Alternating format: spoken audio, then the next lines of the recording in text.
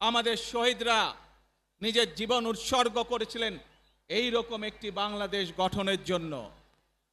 বিগত 15 বছর স্বৈরাচারের বিরুদ্ধে শত শত হাজারো গুম খুনের শিকার হয়েছে শুধু রাজনৈতিক দলের সদস্য নয়, নিরীহ মানুষের প্রতিবাদ করতে গিয়ে অত্যাচার নির্যাতনের শিকার হয়েছে, জীবন দিয়েছে। 2024 সাল মাত্র সেদিনের ঘটনা। কিভাবে আমরা দেখেছি আমাদের তরুণ প্রজন্মের সদস্যরা কিভাবে নিজের জীবন উৎসর্গ করেছে দেশের এই স্বাধীনতা এবং সার্বভৌমত্বকে রক্ষা করার জন্য।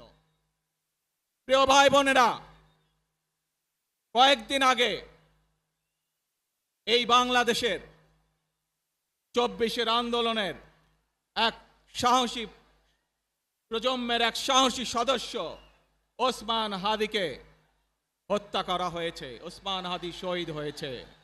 প্রিয় ভাই বোনেরা, ওসমান হাদি চেয়েছিল এই দেশের মানুষের জন্য গণতন্ত্র প্রতিষ্ঠিত হোক, এই দেশের মানুষের গণতান্ত্রিক অধিকার প্রতিষ্ঠিত হোক, এই দেশের মানুষ তাদের গণতান্ত্রিক এবং অর্থনৈতিক অধিকার ফিরে পাক।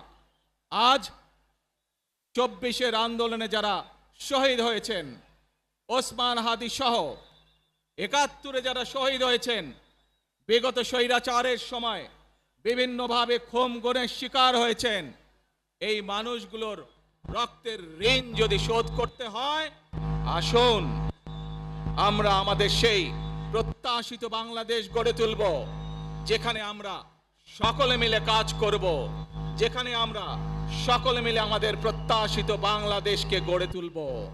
আধিপত্যবাদ শক্তির গুপ্তচরেরা বিভিন্নভাবে ষড়যন্ত্রে এখন লিপ্ত রয়েছে।